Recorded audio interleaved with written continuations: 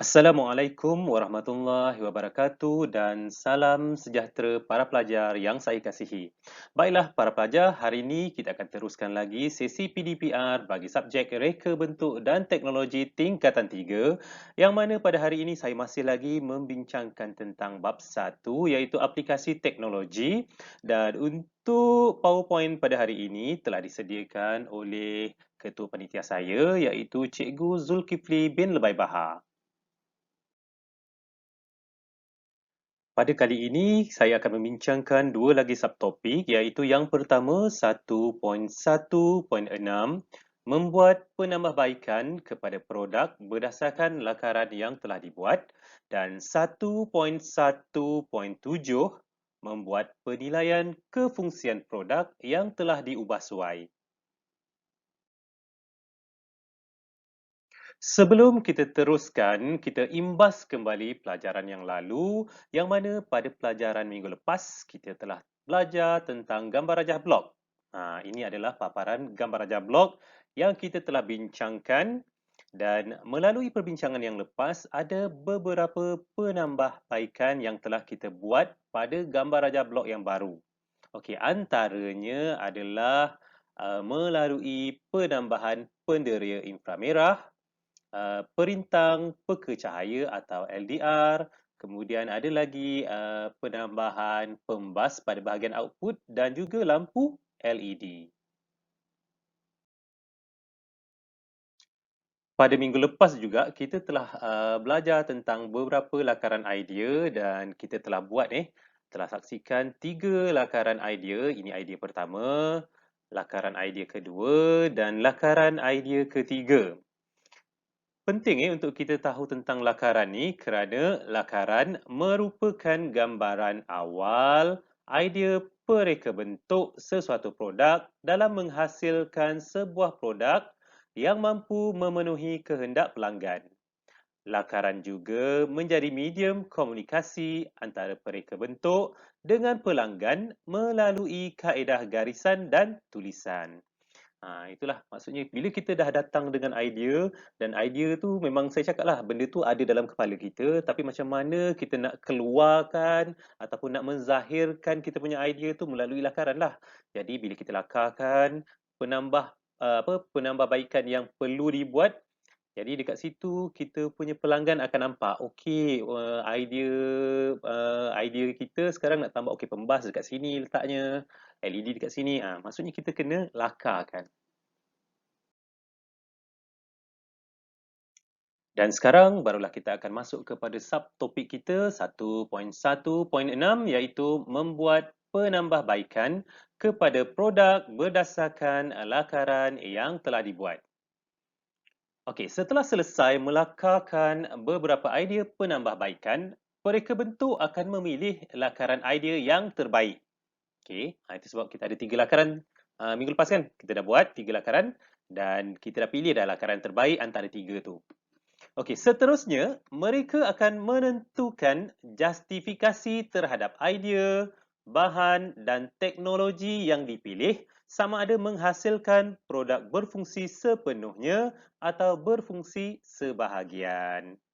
Dan next, okey, berikutnya mereka perlu menyenaraikan justifikasi cadangan penambahbaikan secara terperinci termasuk bahan dan alatan yang terlibat.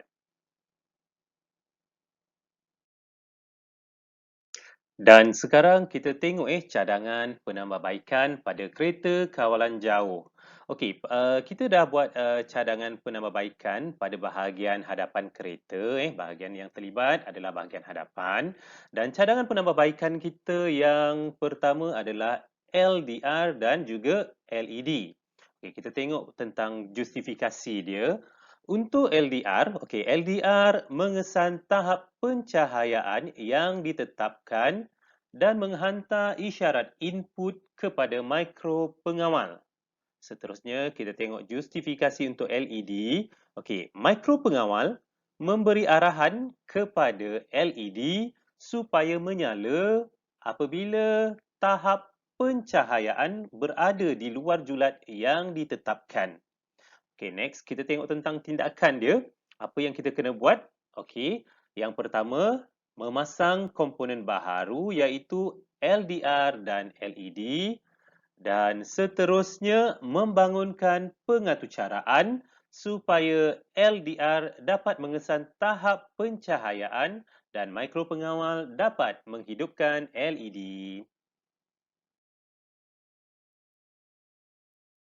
Seterusnya, kita tengok lagi apa cadangan penambahbaikan pada kereta kawalan jauh yang kita boleh buat.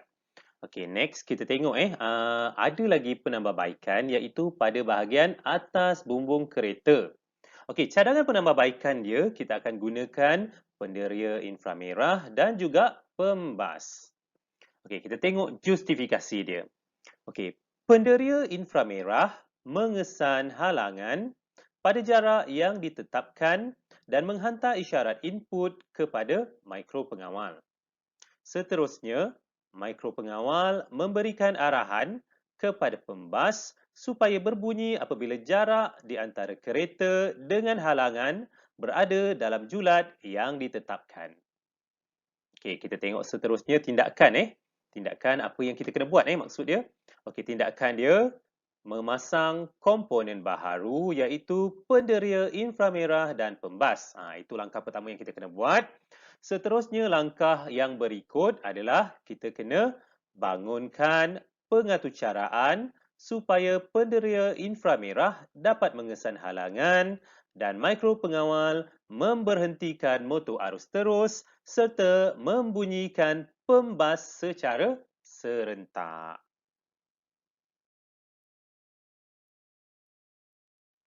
Langkah-langkah dalam proses penambahbaikan pada kereta kawalan jauh.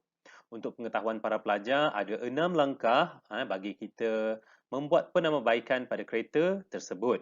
Okey, kita tengok langkah yang pertama iaitu membuat lakaran. Okey, lakaran reka bentuk yang dihasilkan mesti mengambil kira elemen dan prinsip reka bentuk supaya memenuhi keperluan dan kehendak pengguna. Seterusnya, kita tengok langkah yang kedua iaitu memilih bahan. Okey. Dalam proses memilih bahan, bahan yang digunakan pada reka bentuk produk kita akan senaraikan. Contohnya, dalam contoh kereta kawalan jauh ni lah, bahan-bahan yang kita gunakan ialah penderia inframerah, pembas, LDR, lampu LED dan juga wire.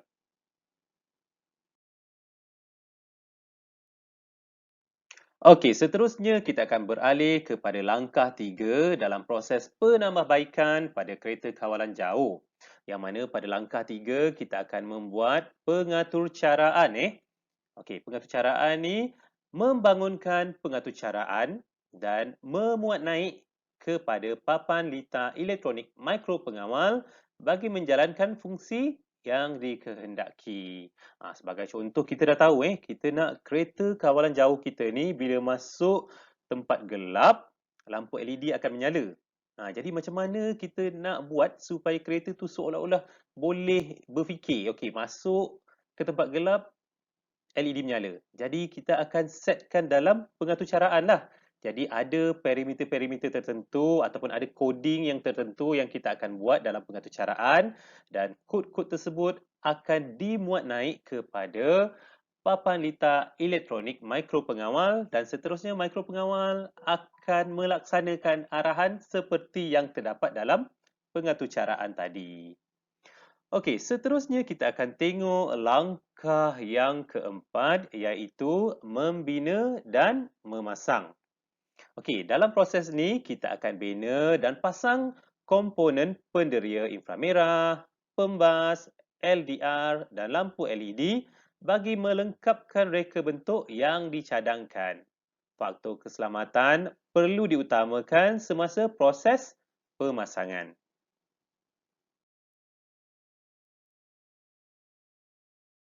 Seterusnya, kita akan beralih kepada langkah 5 dalam proses penambahbaikan pada kereta kawalan jauh.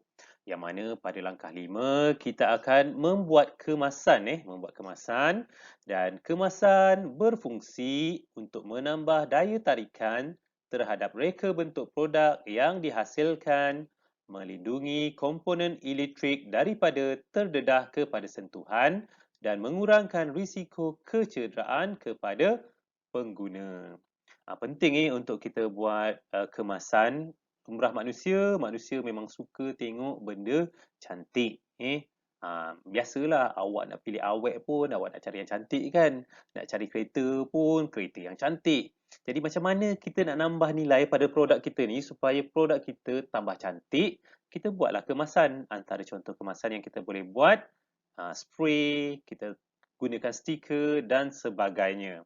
Okey, kemasan tadi selain dapat mencantikkan produk awak, kemasan juga akan dapat melindungilah komponen-komponen elektrik daripada terdedah dan seterusnya pengguna yang menggunakan produk kita akan lebih selamat. Seterusnya kita akan tengok langkah yang terakhir iaitu langkah 6. Pada langkah 6, apa yang berlaku adalah kita akan dapat produk akhir. Apa dia produk akhir kita? Produk akhir kita adalah kereta kawalan jauh ni lah. Dan pada produk akhir ni, maksudnya semua benda yang kita dah buat cadangan penambahbaikan tadi dah habis dah siap pasang dah. Macam ni, kita dah beritahu kita nak pasang pembas kat atas ni. Kat sini awak nampak pembas dah ada dah dekat situ. Kemudian kita dah kata dah kita nak pasang LDR di hadapan. Kat sini kita ada LDR dia. Seterusnya LED. Dan dekat bawah ni adalah penderia inframerah. Inilah produk akhir yang kamu dapat.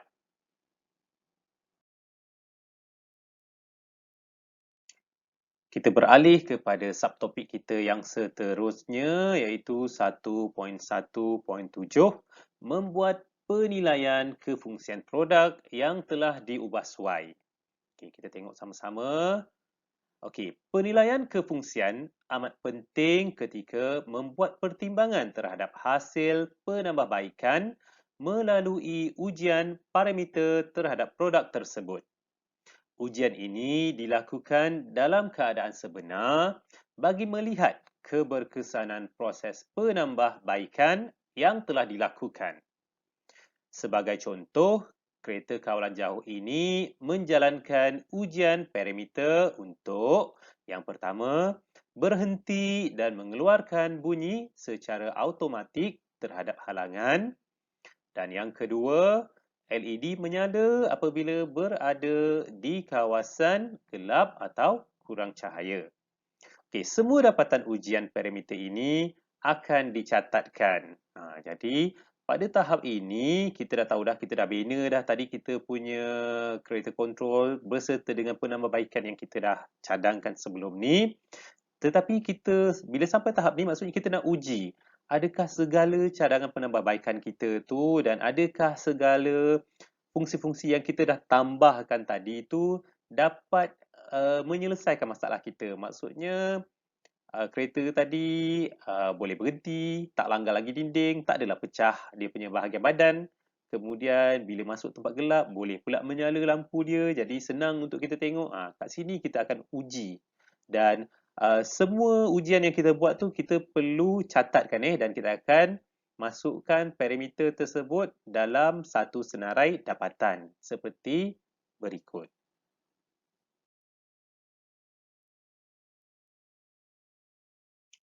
Ini adalah contoh dapatan ujian parameter terhadap kereta kawalan jauh. Di sini ujian yang dilaksanakan adalah ujian kefungsian. Ujian kefungsian yang mana kita akan tengok satu-satu. Penambahbaikan yang kita dah buat ada yang pertama ni kita tambahkan LDR dan juga LED. Dan ujian parameter dia maksudnya apa yang akan berlaku yang kita nak perhatikan. Kereta kawalan jauh digerakkan ke kawasan gelap bagi menguji LED. Kita nak uji dekat kawasan gelap LED tadi menyala ke tak? Jadi kita perhatikanlah buat ujian. Masukkan kereta tu dekat kawasan gelap. Dan keputusan dia LED menyala apabila kereta kawalan jauh melalui kawasan gelap. Maksudnya penambahbaikan yang kita buat tadi berjaya. Seterusnya penambahbaikan yang kedua adalah penderia inframerah dan juga pembas. Okey, kereta kawalan jauh digerakkan ke kawasan yang mempunyai halangan bagi menguji kefungsian penderia inframerah. Saja je kita pergi gerakkan kereta seolah-olah nak langgar dinding lah nak langgar dinding ataupun nak langgar apa-apa halangan lah. Kita nak tengok berjaya tak kereta itu berhenti. Okey, pengujian juga dilakukan untuk menguji kefungsian pembas apabila penderia inframerah mengesan halangan. Pada masa sama juga kita nak tengok sebab kita dah set tadi maksudnya bila ada halangan kereta berhenti dan pada masa sama juga pembas akan berbunyi. Sekarang kita nak tengoklah benda tu berfungsi atau tidak. Dan ujian dijalankan sebanyak 3 kali. Okey, dan seterusnya kita tengok keputusan dia. Okey, kereta kawalan jauh akan terhenti secara automatik dan mengeluarkan isyarat bunyi apabila kereta kawalan jauh mengesan halangan. Maksudnya, kalau berdasarkan keputusan ni, maksudnya berjayalah awak punya penderia inframerah dan juga pembas tadi menjalankan fungsinya. Penilaian kefungsian reka bentuk kereta kawalan jauh yang telah diubah suai juga mengambil kira aspek pembangunan reka bentuk yang lain seperti keupayaan produk, nilai estetika dan keselamatan reka bentuk. Maklumat yang diperoleh daripada penilaian kefungsian akan digunakan untuk melakukan penambahbaikan supaya kereta kawalan jauh yang dihasilkan memenuhi objektif yang telah ditetapkan. Seterusnya, jadual berikut menunjukkan senarai semak pengujian bagi menilai hasil pengujian yang telah dilakukan terhadap reka bentuk kereta kawalan jauh. Ini jadual ni. Kalau awak semak buku teks awak muka surat 31, awak akan jumpa jadual ni. Okey, ini senarai semak ujian yang kita laksanakan. Okey, yang pertama, adakah reka bentuk produk dapat menyelesaikan masalah yang dihadapi? Okey, betul. Kita dapati memang dapat selesai. Okey, seterusnya, adakah reka bentuk produk dapat mempunyai kualiti yang baik? Kita tengok ya juga. Okey, jadi kita writekan kat situlah. Seterusnya, adakah reka bentuk produk selamat digunakan? Ya. Kalau ya, kita tik pada ya. Okey. Dan next, adakah reka bentuk produk mempunyai bahagian yang tajam? Jadi kita semak, check kita punya produk tu ada tak? Okey, kalau tak ada, kita tikkan pada tidak. Okey, seterusnya, adakah bahagian elektronik pada produk boleh membahayakan pengguna? Kita semak dan kita dapati tak bahaya juga untuk pengguna. Dan yang terakhir, adakah reka bentuk produk boleh dihasilkan dengan kos efektif?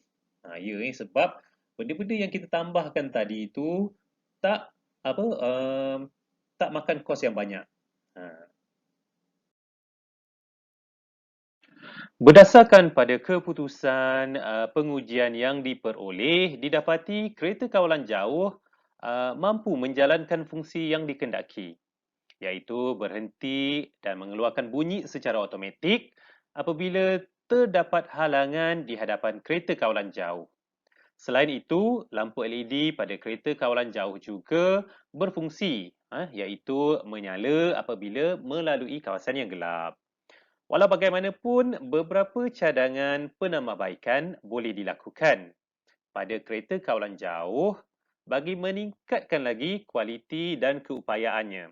Antara cadangan penambahbaikan yang boleh dicadangkan adalah yang pertama, meningkatkan kemampuan kawalan supaya kereta kawalan jauh dapat dikawal dengan menggunakan pergerakan isyarat tangan. Okey, seterusnya cadangan penambahbaikan yang kedua, kelajuan kereta kawalan jauh boleh dikawal. Maksudnya kereta tu ada caralah untuk kamu kontrol dia punya kelajuan. Mungkin kalau kamu bagi signal yang betul-betul tegas, dia akan bergerak laju ataupun kalau kamu tolak slow saja kamu punya alat kawalan jauh tu mungkin dia bergerak secara perlahan. Dan penambahbaikan yang ketiga, meletakkan komponen Contohnya sponge di bahagian hadapan kereta kawalan jauh yang berfungsi sebagai penyerap hentakan. Itu 3 cadangan penambahbaikan. Maksudnya walaupun kita dah buat penambahbaikan yang tadi, tetapi pada hujungnya kita masih boleh cadangkan apa lagi penambahbaikan yang boleh dilaksanakan pada masa akan datang. Baiklah para pelajar, kita dah sampai ke penghujung sesi PDPR kita pada kali ini. Sebelum mengakhiri sesi pada kali ini, seperti biasalah saya nak uji sama ada awak faham atau tidak. Jadi saya nak awak jawab soalan yang telah saya sediakan pada link yang tertera ke atas ni. Seperti biasa, kan kita dah biasa buat kan? Hujung-hujung memang ada sesi soal jawab, saya nak awak jawablah soalan-soalan yang telah disediakan. Sekian, wabillahi taufik wal hidayah. Wassalamualaikum warahmatullahi wabarakatuh dan semoga bertemu lagi pada sesi akan datang.